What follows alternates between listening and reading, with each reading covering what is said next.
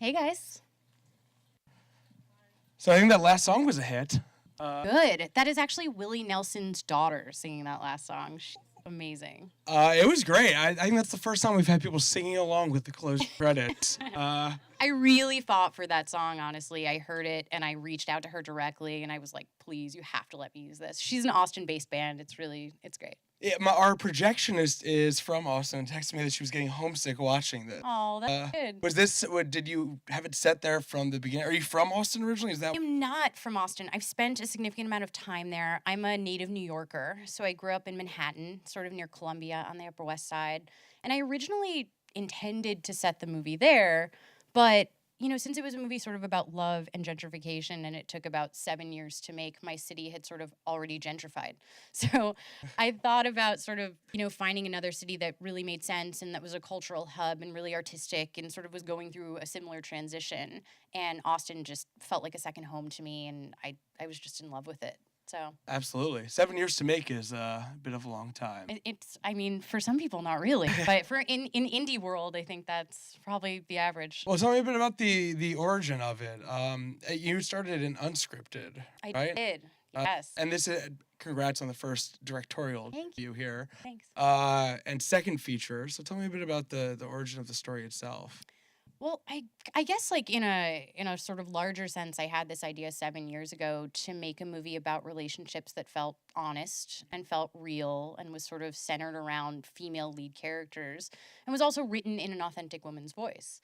But you can imagine how many like billions of dollars came flying my way with that. So It was really, really tough to finance. I mean, I wrote the first draft of it in my 20s, going through dating horror stories and like living in my horrible New York apartment with a shower in the kitchen, and just kind of like sat down after a really bad date and wrote the script in a night.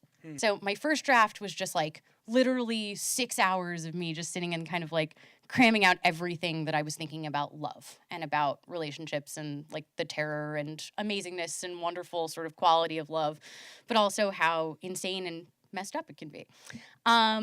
So yeah, it went through a significant amount of rewrites. I went from being this 20-something who was having all this trouble kind of reconciling my dating life to being a 30-something who had found like love and a partner and, just this sort of really amazing relationship. So I think it just kind of grew up with me. It's really bizarre to have a movie in your life for that long and to be able to keep going back to the script and like actually kind of put, your new sensibilities into it. So it always kind of felt like a part of my life. It's really weird to be with me my entire adult life and now out into the world. Well, I think you feel that watching it in terms of how the changing role of the main couple in it, of Jane and Josh Radnor's character. I forget his. He's basically playing Josh Radnor to me to some extent. Of Josh Radnor going through the middle age or early middle age angst period, and but it's what I loved about that. There's a switch you hit at one point where it kind of stops being about Zoe's story and starts being about their story as a couple, and the empathy you start to show for Jane's character. Was that one of the biggest changes you felt in the script, of sort of the kindness you start showing toward her and towards her struggles and toward their relationship? Put the most work into Jane, certainly. And it was always my favorite character, and I always cared so much about her. And my goal was always for the audience to really like have empathy towards her and kind of see themselves in her. You mentioned working in unscripted. Like, my job was to go around the country and interview 25,000 people. And I worked on a show called The Marriage Ref that Jerry Seinfeld produced. And I would literally just travel around this country and be like, you guys need to fight with each other. And I'd interview married couples. And from there, I'd do just tons of interviews about marriages and life through the course of different shows. And one woman sat down with me and we were just talking, and it seemed like, she was really opening up in this like ridiculous HGTV show interview that was supposed to be fluffy. And I said, what's it like being a mother? And I was looking for this very fluffy answer for someone to say like, oh, it's so rewarding. It's like the greatest experience of my life. And instead she said some incarnation of, sometimes I have to drive around the block 2 or 3 times before I can even go inside because I can't believe that I'm this. And that inspired me so much to create Jane, and just that struggle that women sort of go through internally, but we rarely get to talk about, even with each other, or even say out loud and be honest with ourselves about. So that was a huge sort of like inspiration for creating Jane, and I always hope that the audience will take something away from her and give her some credit and some love. Was with that being said, especially, was there a um, any any reason beyond of choosing to keep it about Zoe and not making it entirely about that couple? Not shifting. I know that's a big story shift, but there's so much of the story, Yeah. and she easily could have been just the other girl of it. But to center it around her, I think, you can tell me more about that decision. Yeah, I mean, I wanted to center the movie sort of about these three different women in different stages of a relationship or in their lives. And I guess it was symbolic to what my friends were going through, what, people I was talking to were going through, but also sort of where I was. I mean, if you think about it, 7 years is a long time. I went through, so many lives during that period and learned so much about love and how to conduct myself in a relationship. So it's sort of like, the girl who feels really misanthropic and has never been in love and sort of has never surrendered her own control. And then someone who got married straight out of college and just married the first guy she fell in love with and the first guy she ever slept with. So that proposition. And then also someone who was getting married just to sort of do what you're supposed to and what society tells you to do. Marrying someone who's great on paper and seems like it's the right thing, but not the right one. So I just wanted to kind of juxtapose all the women with all of those different stories, basically. Yeah, I remember that line she says, Zoe's friend too, and I forget what it was, but the thing about it not being easy and kind of like her forgiving that situation of basically it's clear there's nothing going on there. Yeah. I think she was really interesting in that capacity of the forcing of the relationship. Yeah. I think it's something people fall into so often and like wind up marrying that person and being with them for 30 years and just really resenting their life. So Was that another one of the stories you sort of found touring the country with married couples, or is that something that just is just a story that people grapple with? I think I found like every kind of story you can possibly imagine. I mean, it's people go through such intense moments in their relationships. And I guess in talking to women specifically too, just sitting down and really listening to them and them really feeling like they were being heard, regardless of what kind of show I was doing, it seemed like they were really just sort of revealing these very intense things about their life and about their heart. And I really took away a lot from that. I mean, people talk a lot about reality TV and how terrible and manipulative it is, but for me, I think those interviews, at least for the people I've interviewed, felt really cathartic. These are people who aren't like self-aware and going to therapy. They're people who, were sitting down and actually like being listened to for the first time. So a lot comes out of that. It sounds like an amazing job to have. I mean, it has its ups and downs, but depending on what you're doing. But I think, it almost feels like a therapy session. I think it's kind of interesting, like, as a writer, to kind of study and think about psychology and the psychology of a human being. So it's a real crash course in that. What was narrative always kind of part of the goal for you? And is that what inspired the shift? Or is it just because this is a story you had sat with for so long and had grown so much with you that this specific one felt important to follow through with? I always wanted to be a filmmaker. I mean, I can't remember a time when I didn't want to be a filmmaker. The reason I sort of fell into reality TV is very interesting. When I was a kid, I couldn't afford Final Draft or a computer. So I would go to the New York Public Library every day and type up my scripts in Word. So I became a really fast typer because they allot you about 20 minutes per day until you have to pay. So I would sit there and type up my scripts, and I had this really fast, amazing typing skill. So I was typing like 120 words a minute and wound up becoming a logger for Kathy Griffin, My Life on the D List. So from there, my story notes on that show kind of got me, my next producing role, which was on Marriage Ref. So I started as like an entry-level casting recruiter for 2 weeks, and that job turned into 2 years. And I became casting field and story producer. NBC trained me in camera. It was really like an awesome experience just to kind of like work on a project that felt really creative and then also see it get made and go to the studio and like watch it materialize. It's funny, that story is very similar to how Ray Bradbury became a science fiction writer. The time and story of going to the library and having to. That's so funny. So it worked out for him too. So it's a good start. And so, how did you transition from the reality TV? How did you pivot that career that isn't a ostensibly very disparate field of it into sort of getting the backing to make this film, and maybe casting director opportunities allowed you to land some talent that helped? But It was tough. I mean, I actually, while I was working on Marriage Ref during the hiatus, I connected with a really good friend who wanted to make a movie and needed a co-writer. So we wrote a movie together called Petunia, which he directed, which stars Brittany Snow and Christine Lottie and Eddie K. Thomas and Thora Birch. And that movie got some distribution and was like this tiny little indie that we shot in New York for under $500,000. And then from there, I had written this movie and just really wanted to make it in New York and get it financed, but I found like absolutely no one who was willing to do it. It's tough, I think, when you're doing a movie that's centered around a group of women as your leads. People tend to say, like, and a terrible thing that I hear in rooms a lot is women don't have enough value to finance a film, which I think is changing rapidly and is not a true statement. But it seems to be like a roadblock you hit very often.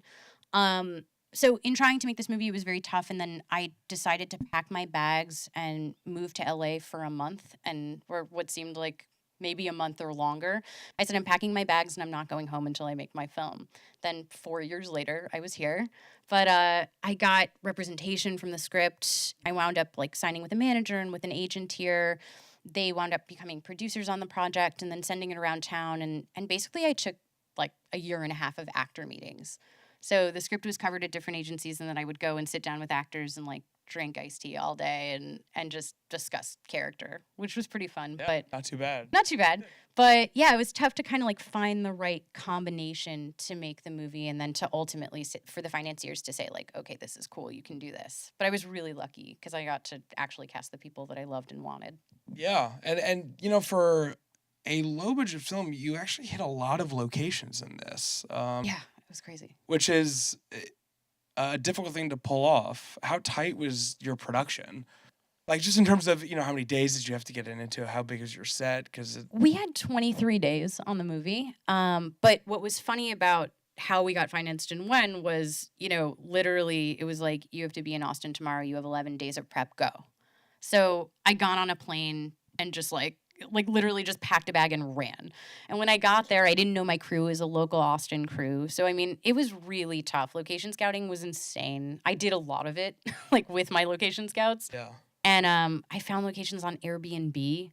I knocked on doors. I like cried to store owners and like begged them to let me use their smoke shop as the waxing salon interior. Like it was pretty crazy. But what's really cool is Austin is a really welcoming, amazing town who like, and they're so accommodating when it comes to artists and films and being creative, especially with a movie that was about like their city and kind of a love letter to it.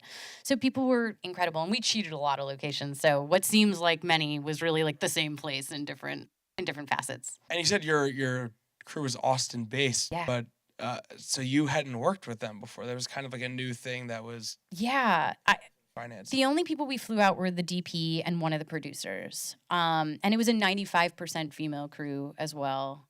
Every department head on the movie was a woman, and they were incredible. It was literally like the dreamiest, most amazing shoot. Was that really important for you going into this, of making a female-driven project in every sense of the phase? It was. And also I hired the best people for the job. They just happened to be 95% female. What can I say? Let's open up to the audience a little bit. If yeah, in the center, please. What a cute, inspiring movie. I really enjoyed it. Thank you. Because I used to go to film festival, like Busan, I don't know if you know, it's like West Korea. But I really like the character of Jane. But I wanted to ask you directly, why was she so unhappy and why did she cry a lot? I think Jane was someone who just manifested her anxiety in a lot of different ways. I'm somebody who had a lot of anxiety for a lot of my life, so I always wanted to create a character that sort of encompassed that. And she's sort of the opposite of Zoe when you think about it, because Zoe really can't cry. Zoe's someone who doesn't have that sort of like connection to her emotions. So I was really interested in exploring Jane and exploring that sort of like anxiety, fear factor when it comes to life. I think she was so unhappy because, and the reason I at least always sympathized with Jane was because, you know, she married someone and thought it was the love of her life at the time, but her life changed and both of their lives changed and they went in different directions and kind of refused to accept it. But also she was supporting her entire family. So she had to let go of a lot of dreams and a lot of things that she desired and wanted to do, but he didn't really let go of any of them. He was holding on to this one. So that's sort of why I sympathize with Jane and why I sort of feel her pain a little bit, and why I think she's kind of an amazing, strong character. Yeah. I thought it was very well written, and I appreciate it. So very good job. I'm curious if there was anything that you edited or you took out of the script that you had a reason either for timing of the length of the movie or because it was too long to go in another story. But was there anything a storyline that you took out of it? There was. I cut out an orgy of George W. Bush masks.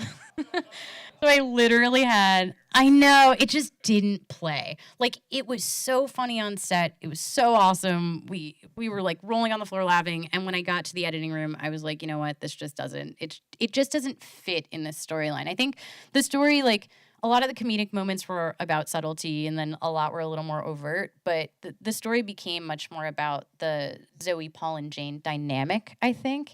So that was cut out for sure.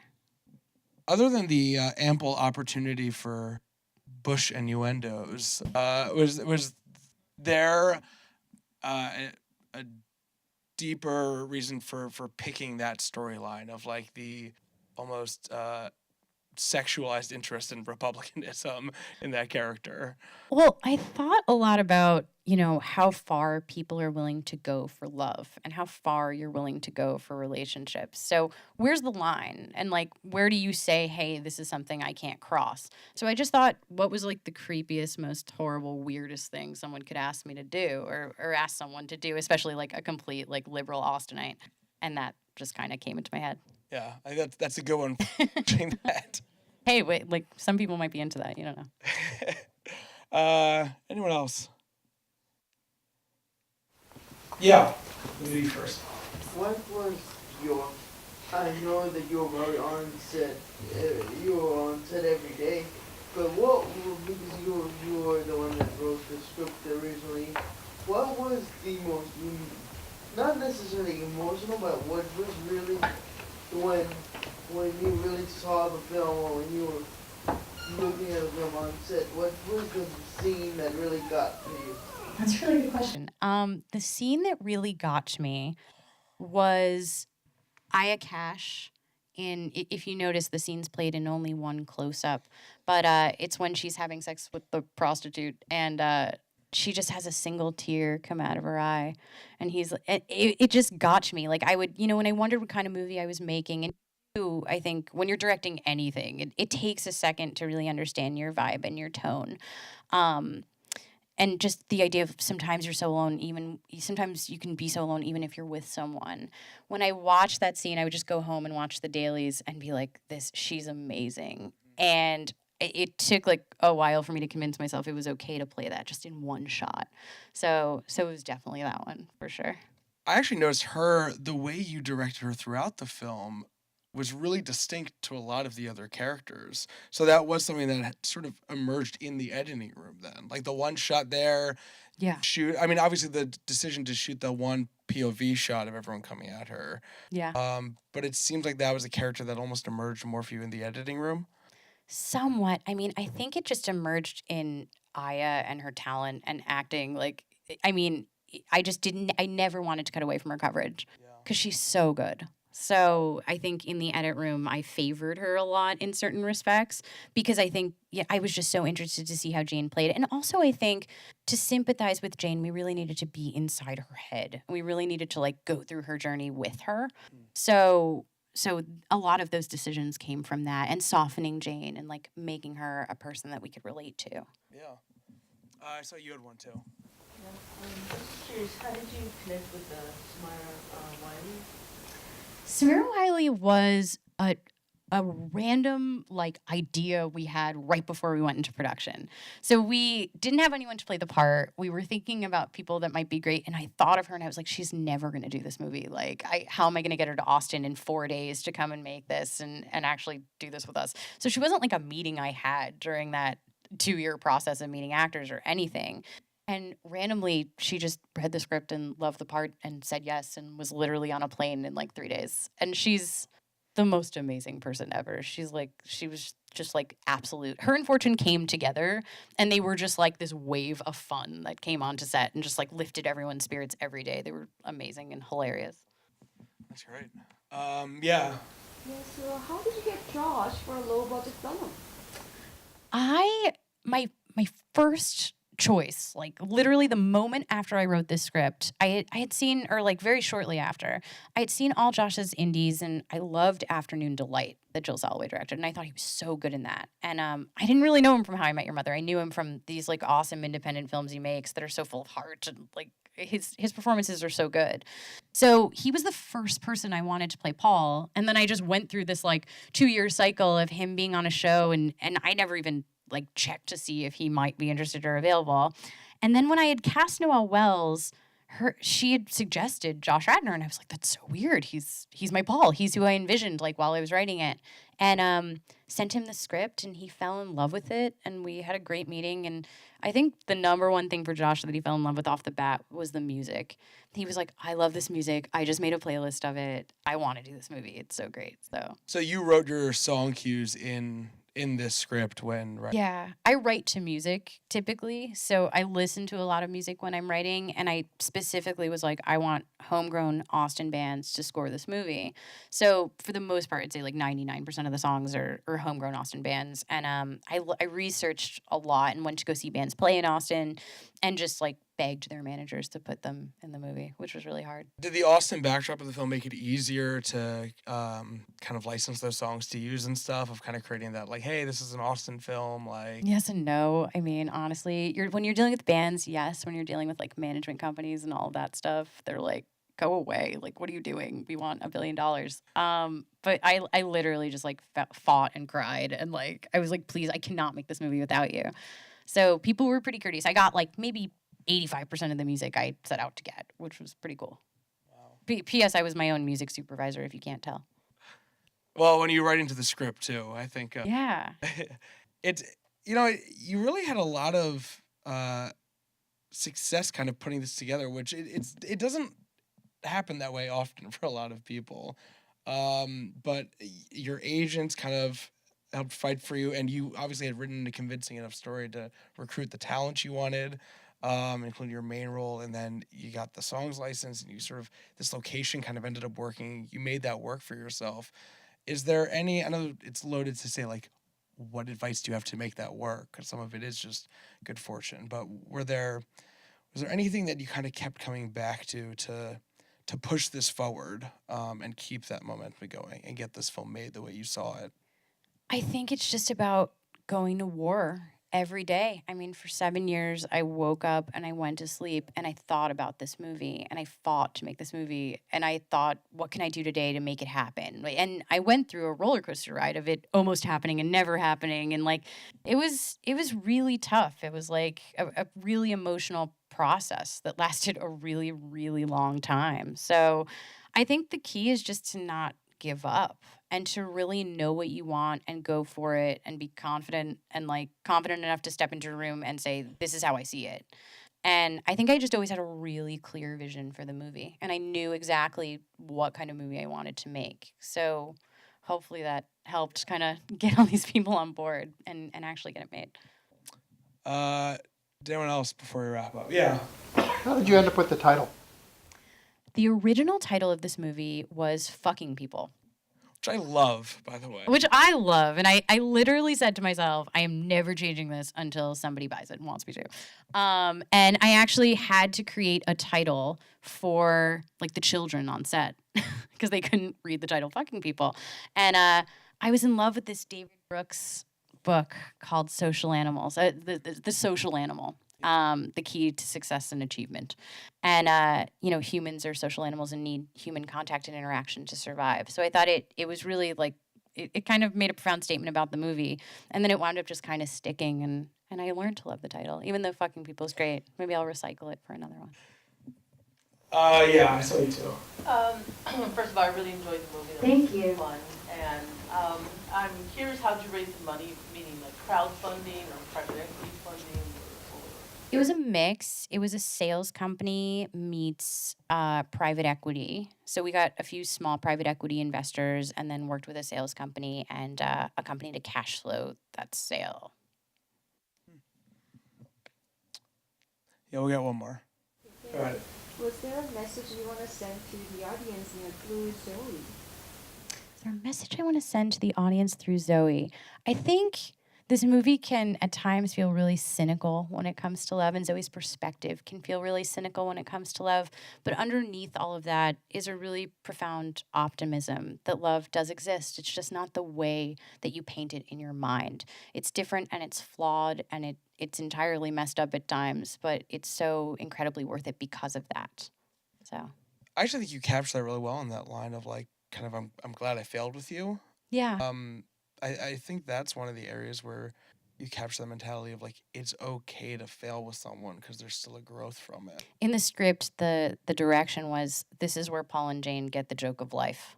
Yeah. And I thought I and Josh played that really well. Yeah, I think you did too. Thanks. Yeah, close us out. I just wanted to ask, because it was 7 years, which is a really long time for any type of film or any type of project, is there anything that you needed to add or change due to, let's say, the social changes in society, even the global changes, what's going on in the world today? Is there anything you changed or added or amended for that matter? A little bit. I mean, I think I always saw this movie less as like a social commentary and more of just a woman's journey. And I just tried to make it just really honestly, like from my heart. So as I was kind of going through like the world of app dating and like living life and, the world changed around me and perceptions of women changed and all of these things. I mean, 7 years is a really long time. The movie did change a bit. Like the script definitely kind of had 7 million rewrites where I went back and I was like, you know what, I really need to add this. I need to encompass this. This is like something all of my friends are going through. So I definitely went back a lot. Well, thank you guys so much for coming out. Thank you, Theresa, for joining us. Thank The film comes out in theaters tomorrow, I believe. Or no, Friday. and is on demand as well. So make sure to tell your friends about it, promote it. And thanks again. Thank you.